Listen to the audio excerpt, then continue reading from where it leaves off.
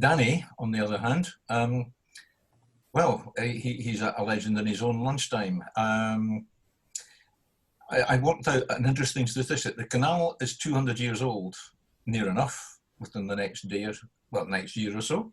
Mm-hmm. And 20% of that time, Danny has been a member of LUCS, which is, I find it a frightening statistic. It doesn't seem to bother him. So at least his knowledge, his knowledge is extensive. His knowledge of the subject he's going to talk tonight, he has researched for a very long time and is deeply engrossed in. So I'll let him introduce the technicalities of his own talk, but I suspect that everybody, just about everybody, knows of Danny already, and if they don't, they will by the end of the evening. So over to you, Danny. So can I heckle just for a second and ask David Shearers if he's recording this?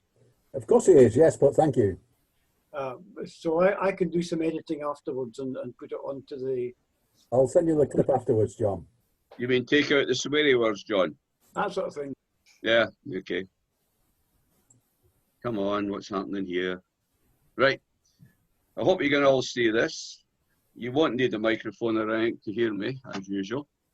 So the talk is called The Heritage of the Union Canal at Reading. Now, for those who live down south, that is Reading near Falkirk and not Reading outside London. As one of the talks when I went to go, if somebody thought I was actually coming up from Reading near London. And as you've been all muted, you won't be able to heckle me. Yes. So let's go on.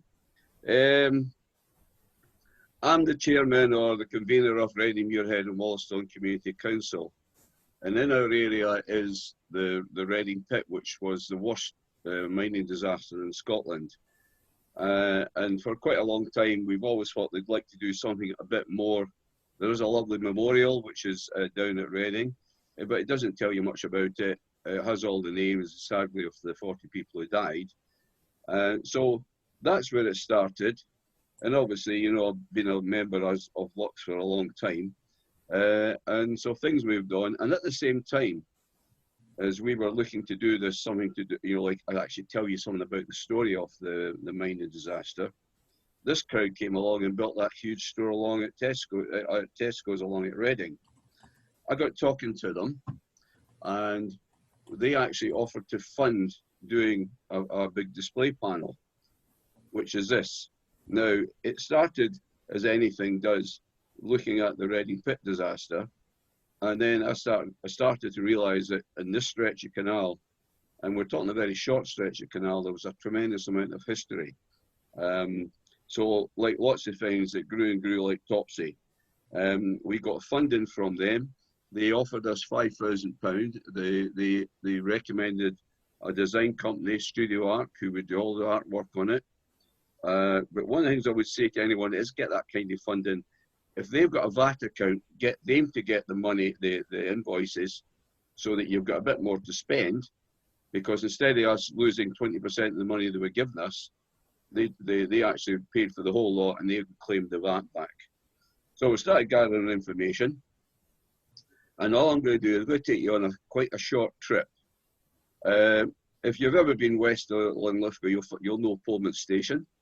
And we're going to start, I don't know if you can see this arrow, but we're going to start just along from the bridge at Pullman Station. And we're going to continue along the canal to, being very PC as I am, to the Tinks camp along the canal there. So about a journey of about maybe 2 kilometres. So our first port of call, oh sugar. The first port of call is just to the east of that bridge. And this is, it's called Whiteside Loon. And it was one of the coal yards that, where most of the coal went onto barges. Now you'll notice that and it's the same if you look along a lot of the canal, where there was any of these coal wharfs, normally they were actually quite high so that the hutches could come and drop their coal into the hutch, into the barge, and nobody had to actually manhandle it. This particular one was fed by a complete or a continuous rope railway. And you'll see these quite a lot of places, a lot of the old fishing ports and that, wagon roads everywhere. And what happened to this one is the coal came from up in Stanburn area and also from California up here. and it then went down the Wagon Road, down Main Street, Brighton's, and along to that wharf. So we're going to go and continue along under the bridge that you all know. This, I reckon, was taken about the 1950s, and this is just up from Polmouth Station, and at that time I believe it was used as a sort of coal merchant's yard. But this is how most of you'll know it now, except there's a bit more tarmac on the towpath, and you've got the nice fancy blue bridge. Behind that heap, which was used when they actually had the blockage on the canal, is this lovely hole in the wall. Now, I think, like other people, we all thought it was something to do with the coal merchant. They're, just a little house for them. It goes in about a metre or so, but actually, it's a tunnel. This was the wharf for Brighton's quarry. The Brighton's quarry is providing stone that went into Edinburgh, as well as building other buildings, and including the parish church is really next door to it. So from the quarry, which is in this area, and that word there, Quarry Brae, gives you an indication. There was a tunnel went under Main Street, Brighton's, and it ended up in the quarry's wharf. It was closed in the 1930s, and the land was taken over by Falkirk Council. They used it as a rubbish tip. So if anybody wants to do a bit of excavation, they might have a bit of fun. And then it's been turned into a park called the Lorry Park. I'm not going to read you what it says on that, but it's telling you basically the history of the park and the quarrying, etc. So we'll move along a wee bit further, and you'll see this rather unassuming footbridge.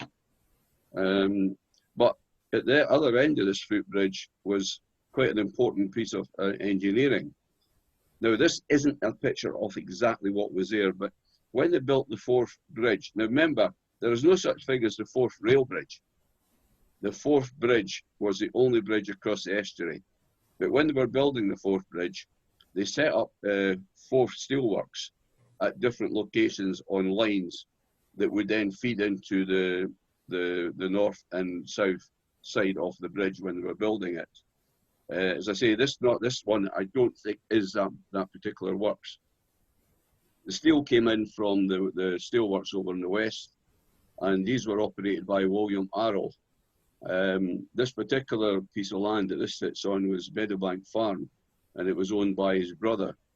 When the bridge was actually completed, they sold the farm and the land going with it in 1892, including the actual steelworks, and it was taken over by a company called C.W. Robinson. Now, I've only found two really references to C.W. Robinson. There was an advert in the Falkirk Herald in 1892 looking for a boy to drive a steam hammer. They were right into health and safety, exactly the same way as the Canal Society were into health and safety 40 years ago. And the only other one I mentioned I've seen is they went into liquidation in 1914. And I think probably if they'd held on for another 3 or 4 months, they would have found they've got a lot of war work. So we're going to move on a wee bit further along. Now, this piece of land at the moment has got lots of porter cabin type buildings on it. They used it for doing the electrification, where the site works with electrification. But this originally was the locomotive sheds for the North British Rail Company.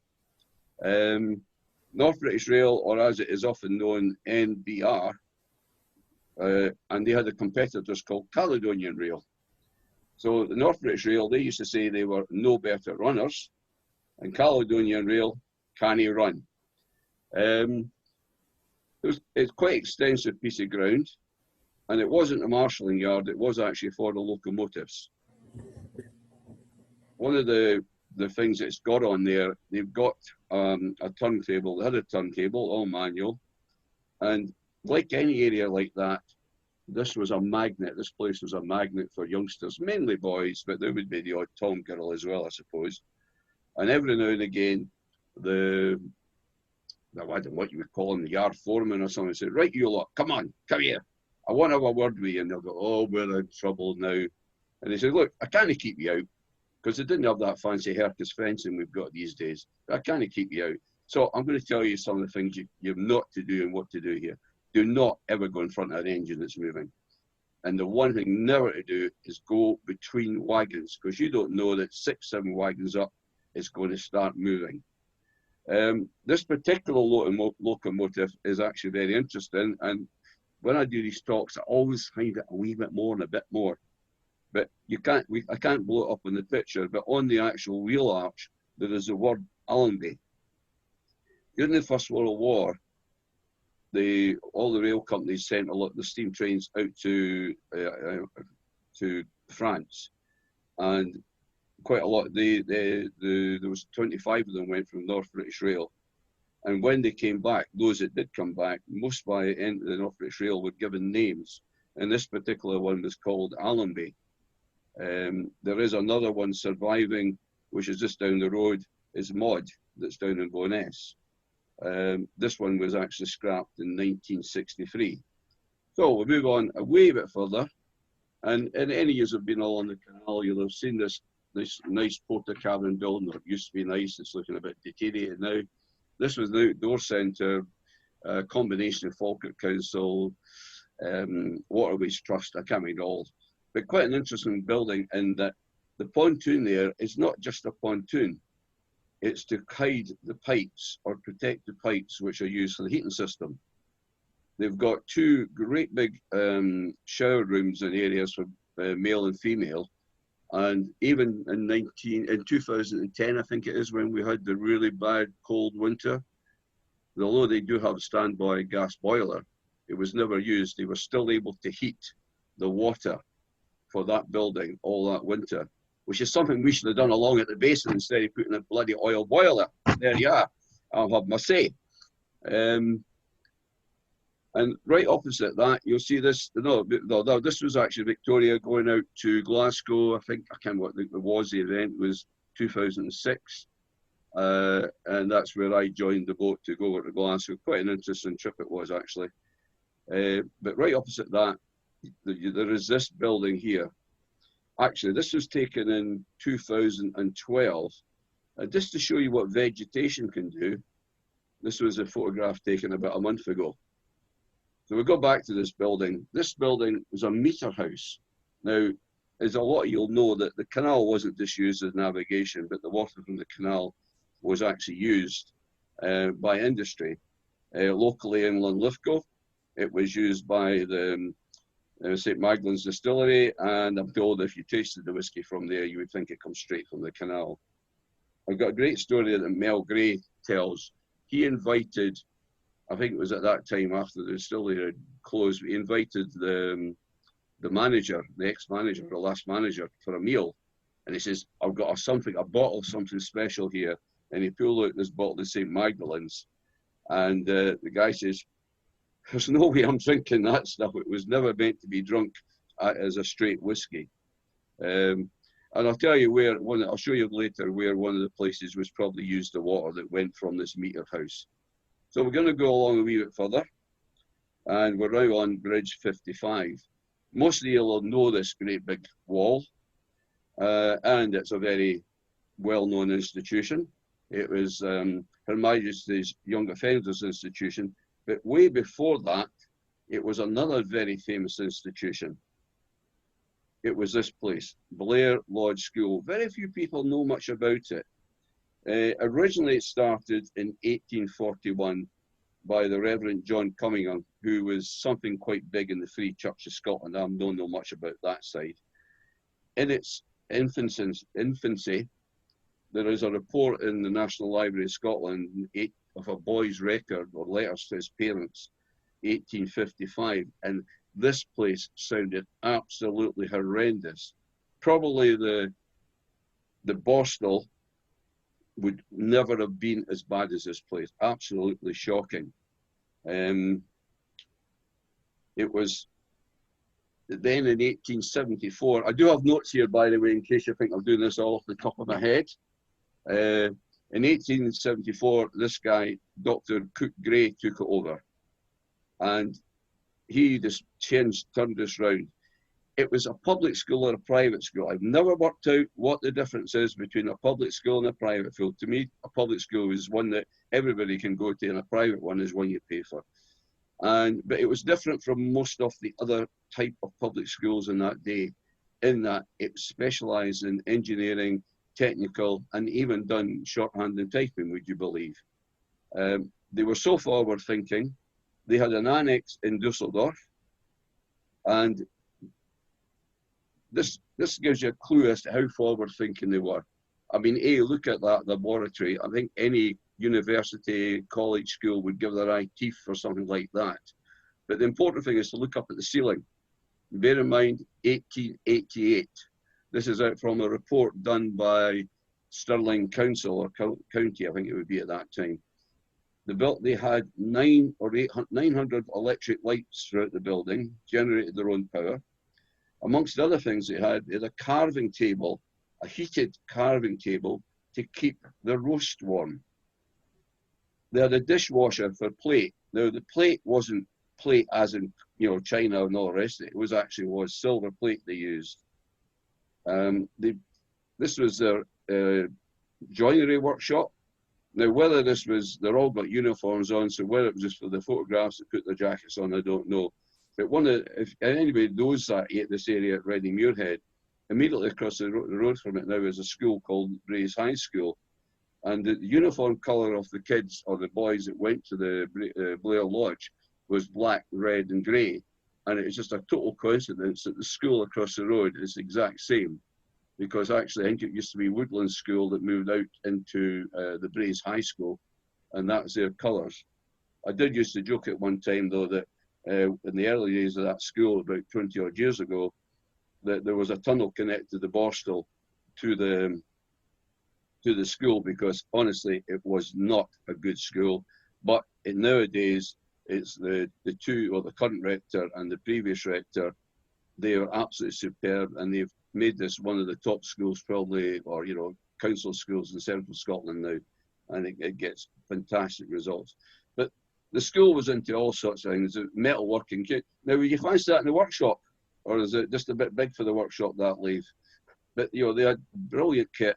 The other thing you'll notice is the windows all the way around, the amount of natural lighting that was in there, and I'll come to that in a second as well. I'm going to come to lots of things in a second. You're going to wonder, I'm going to hear it all night.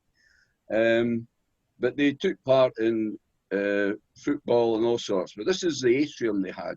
And this, you know, in the last, 30, 40 years, every office building that's been built has got an atrium. This is 1888. This guy was way ahead of his time.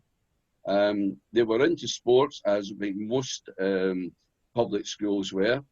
They'd done rowing on the canal, and if you look at old maps, you can see the landing stages that have been put onto the canal, because it was right next to the canal. They had a football team, and at that time they said it was the first division. I don't know what the first division of what, but they had their own football team. Cricket. They had a golf course, a 9-hole golf course. They used to vie with the likes of Fettes and Eton and all the rest of it for pupils, and I think part of that is because they weren't doing the normal classics and that most public schools would do.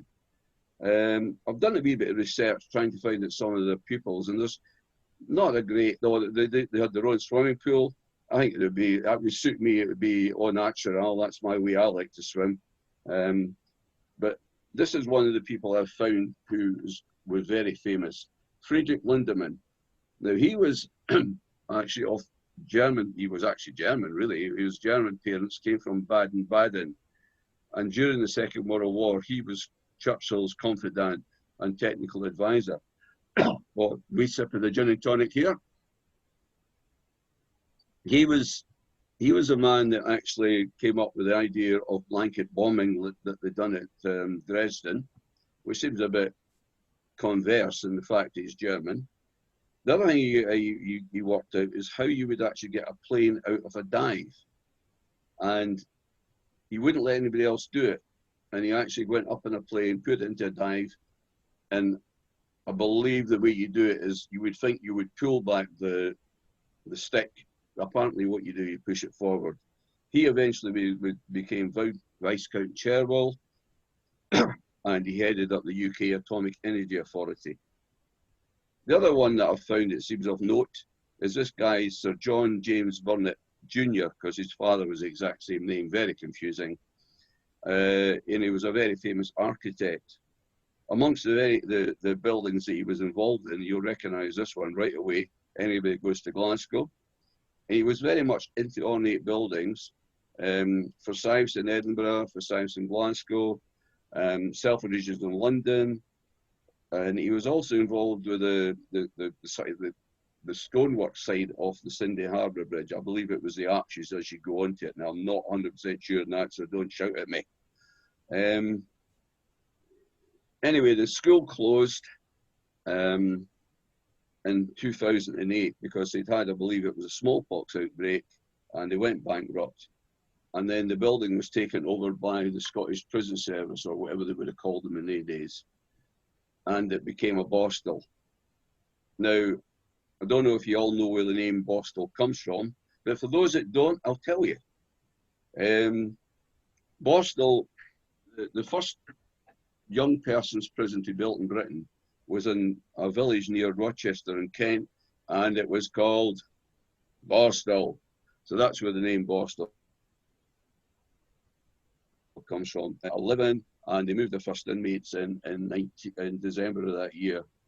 A lot of the youngsters that were there, and they, I think with their days, used to be more silly kids. These days, they're not silly kids, I don't think.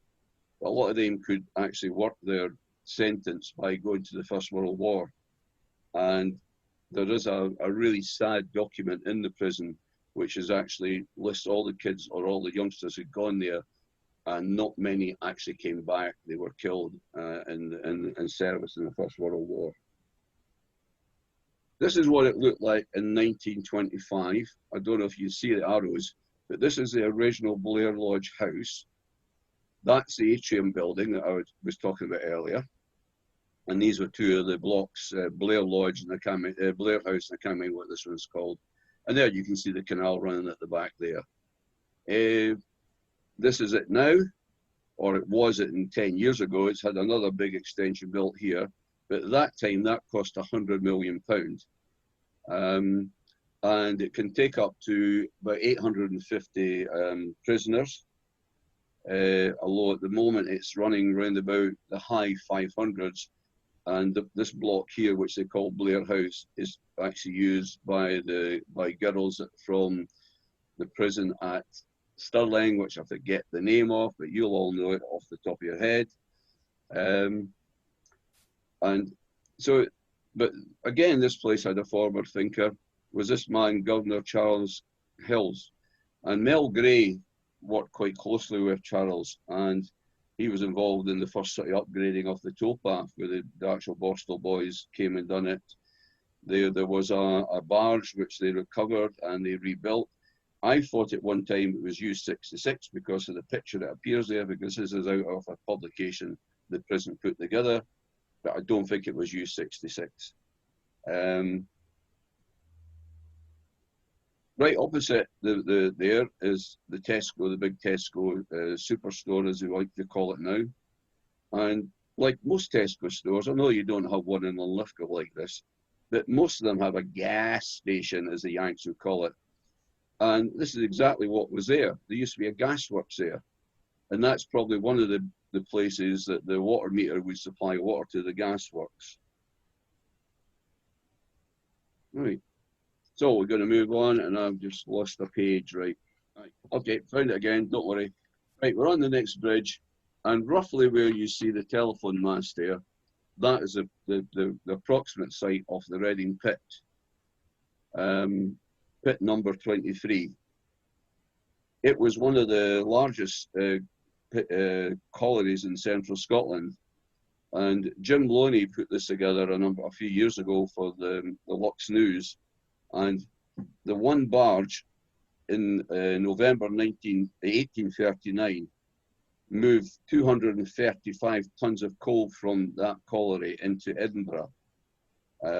Jim said also apparently there was 84 barges a week used to go through Linlithgow.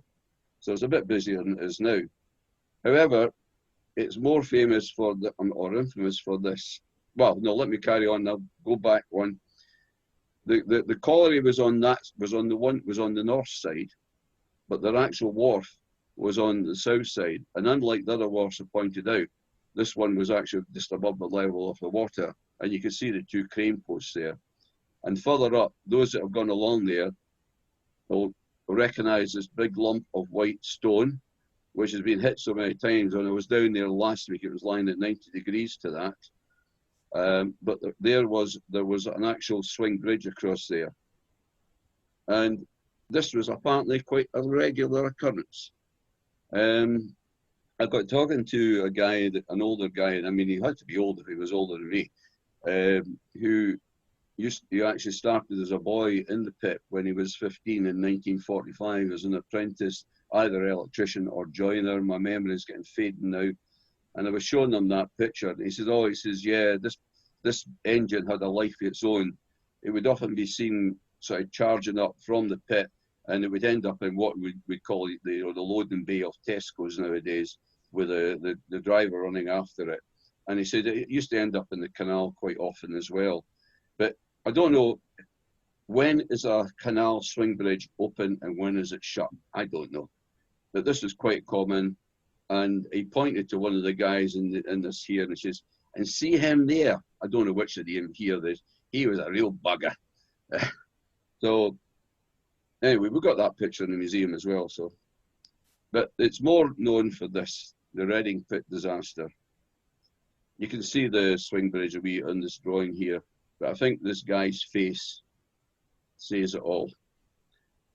It was on the 25th of September 1923, and it was the Dublin section, which was up to the south of the colliery. And the miners had actually been saying to management, there's water coming in here, water coming here. But of course, nobody ever listens to the guys on the coal face. And one day, well, that particular day, it burst through and it trapped 66 men. There was 21 of them rescued within 5 hours, but the conditions were horrendous. And there are many accounts in the Reading Pit disaster book.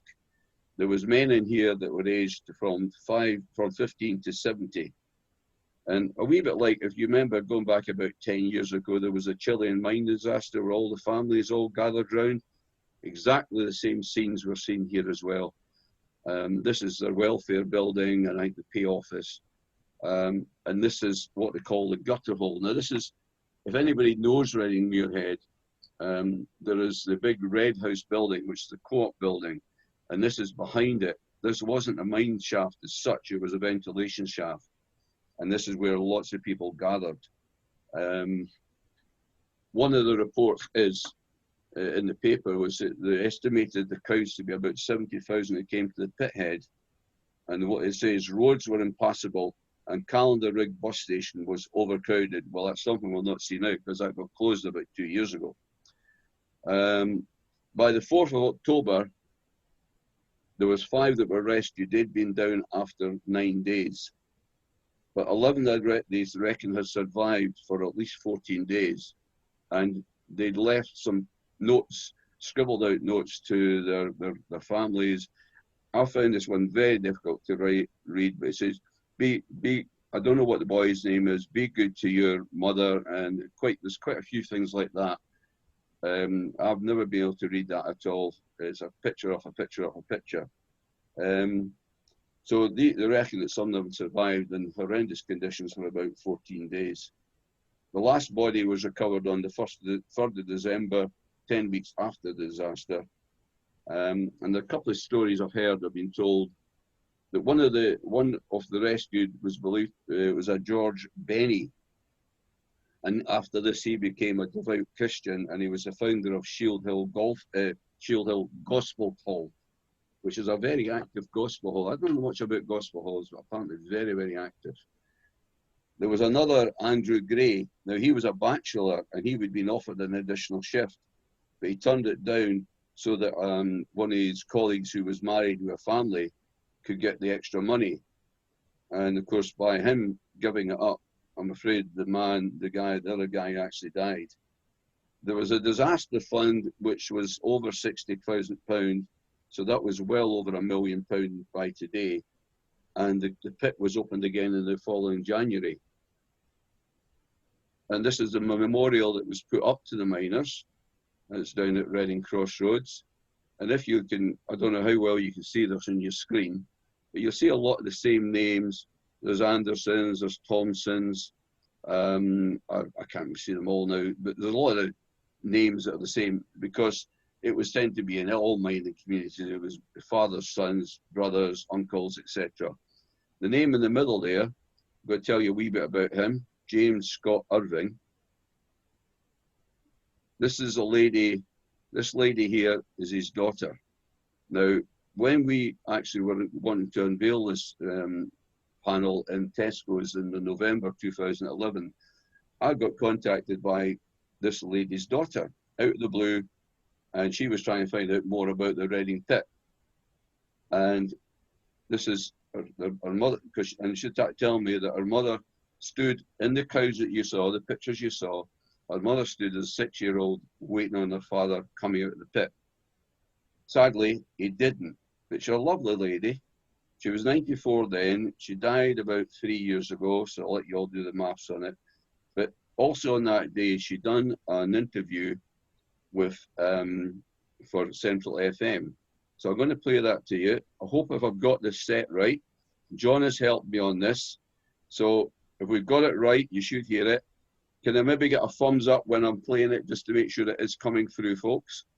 There is a bit of an intro from the actual interviewer, and it was taken in the sort of front of Tesco, so there is a bit of background noise. But I would say to you, get your hankies ready. It's quite a sad tale. Come on. Today, a heritage panel has been unveiled detailing historic events which have shaped the Falkirk community. Following the contours of the Union Canal, it tells the story of the Nobel Company chemical plant, the Blair Lodge School and the Reading Pit disaster. 94-year-old Janet Mackey did the honours of opening the panel. She lost her father in the 1923 disaster when water from an adjacent abandoned coal mine broke through into the pit. As a young child, she remembers waiting by it, hoping her dad would be saved. I was just a wee girl and there was crowds. I think the whole area were down there just standing waiting for news.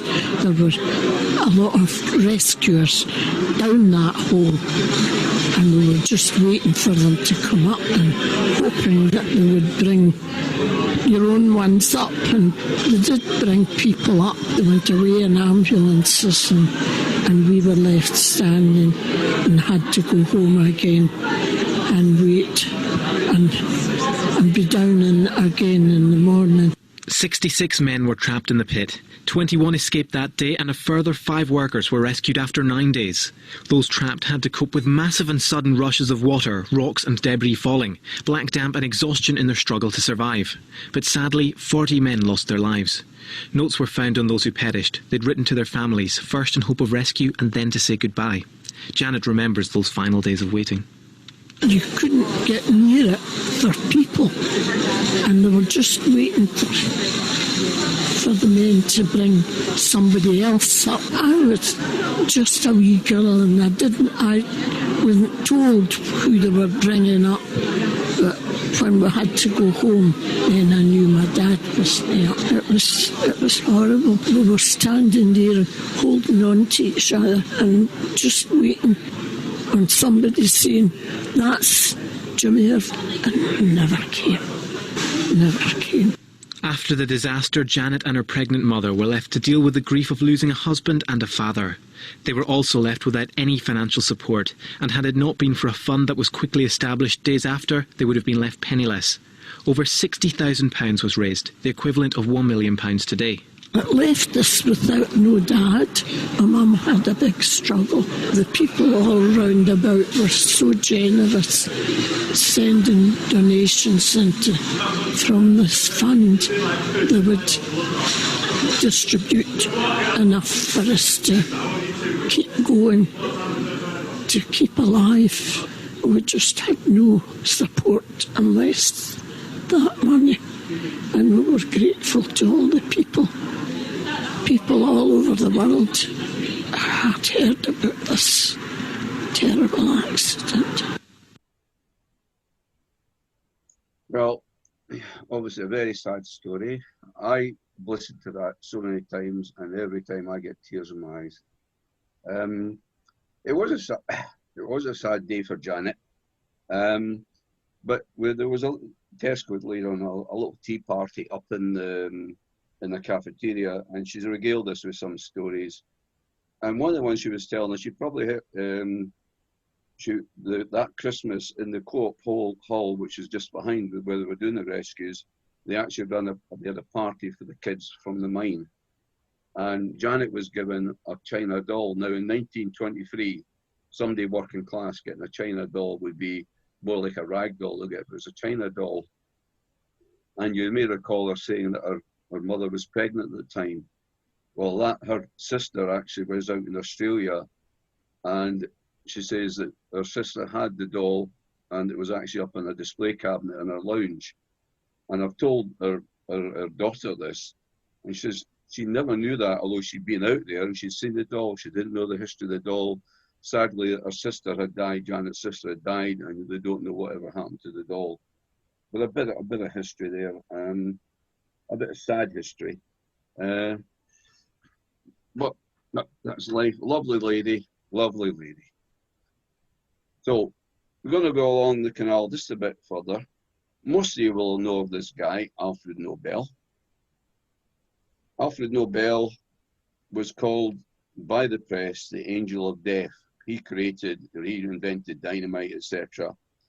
And Alfred Nobel, after he died, they actually created the Nobel Peace Prize, and it was to try and make people forget what he invented in the past, which killed many people. But what a lot of people don't know, that this house here, if you're coming from Falkirk through Lauriston, the wee mini roundabout, there's a couple of sort of modern blocks, and then this cottage, although it has been a cottage, you see the brickwork or the stonework. But this is Hawthorne Cottage in Lauriston. Now, most people would have thought Alfred Nobel would have come and gone, but he used to live approximately about 3 months a year in that house, and when he came to Scotland. There is not a plaque on it. I've been at the History Society in Falkirk to get something done about it. If Rabbie Burns had been there, had a pint, and had a woman there would be definitely a plaque, which is it's quite sad that that house is not commemorated to the man, because he's done a lot. But this was the site of the original site of the Reading it was the West Quarter Works. And the original site was here. I don't know if anybody can see me highlighting that, but this was the original site. And where you see it's where the Tinks camp is, etc. And that was called the West Quarter Chemical Works. And it was then Nobel took it over. That was 1876. This is what it looked like when they cleared the whole site. The part to the east was mainly the Reading pit bings, and the part to the west where you see the basin, that was the Nobel work. So they were quite extensive site. The only mention of Nobel, and I don't know if you can see my arrow or not, but it's just where I've got that arrow is this little street here where I stay in Nobel View. There's the only mention of Holy Falkirk, and yet there was 1,800 people employed there, and it survived for over 70, 80, or 90 years. That's what's on it now, only 370 houses. But it's still, the canal gets a wee mention along there as well. It's Canal Side Drive. That's the original works, looking from the south side to the north side where the original chemical works were. The swing bridge, you'll know the swing bridge. The last time that was swung was around about 2005. The guy who owned the site, who bought that site, he actually cranked it round and actually got the thing to swing around. This is a rather interesting picture. Before the start of the Second World War, the Germans were obviously getting well geared up to what they were going to do to Britain. And they photographed all sort of what you would call sites of interest for bombing, etc. And obviously a site that produced explosives and munitions was going to be a target. It does say at the top, 1941, but that is actually quite correct. It was actually taken in 1939. And I was chatting to a friend when I was doing some of this research stuff. And he says, oh, he said, we used to go across to Germany camping, and we used to go down to the Black Forest. And the guy there who actually ran the site told them that he actually took all the pictures for the Luftwaffe in 1939. So we actually know who took this picture. It was a guy called Frank Mayer. A wee bit how things all happened. But there was 1,800 employees during the Second World War, mostly women. This is, they all wore, they wear a certain uniform. They weren't allowed to have hair clips in their hair. They were looking at that picture, they all seem to have them. This is the next picture I really love. And this is a group from the dangerous top unit, as they call it. But I love this guy in the middle. He must have been in his element. All this foreman and all these beautiful women around him, he must have been absolutely his element. When it was operational, it was actually one of the good places to work generally in the area. They had a very good welfare set up. They had nurses. There was a lot of accidents there. You try and find out any much about them, and they all tended to be the odd one or two. There wasn't sort of any massive amount of people, but a lot of the building in the back there is brick. A lot of the buildings were actually timber. The theory being that if there was an explosion, timber flying around wouldn't be as dangerous as bricks. But I think a spear of timber would not do you any good when it went right through you. Kids in the area all used to, if they had an auntie or cousin or someone worked there, they used to love going there to the Christmas parties. Apparently it was absolutely fantastic. This is their winding hole, you'll all recognise that. And up in the corner, you look at old maps, there was a boathouse. And this was a boat that was kept in the boathouse. And it used to go fly between Reading and Linlithgow, where the Nobel Works are, which is now Tesco's. I can't identify this bridge properly, but I think it's Friars Road Bridge, but I would not swear to it. You can't see the number on the keystone on any pictures I've ever found. And the directors would have a wee bit of jolly. They would go along, have a couple of drinks, I imagine, and then they would end up going to the Regent Works in Linlithgow. So that's me just about to wind up. You'll be glad to know. This is the bridge before it was closed. This is the 1981 marathon. In the front, crewing is Ian Watt, Bill Watt's son, and that's Bob Murphy about to lose his head. If you didn't duck because you really had to get right down because there's beams underneath it. One of the things like that, this stretch of the canal, which is not, you don't see in many areas, is the curbstones for the horses, at least that's what I call them. They were roughly every 3 feet, because most of the barge horses that went along the canal were left their own devices. And as they went along, if they kicked that stone, they went, oh, I'm going to fall in the canal, and they would go back. So anyway, that's me just about finished. If you want to go and look at the panel, it's now at the far end of Tesco's at Reading. But as a lot of you, I know, knowing some of you lot, it's at the right end. It's down beside the beer, wines and spirits. So I hope you enjoyed that. If any of you have got any questions, I'm quite happy to answer them. And thank you for being quiet and not heckling me. Well, thank you very much, Danny.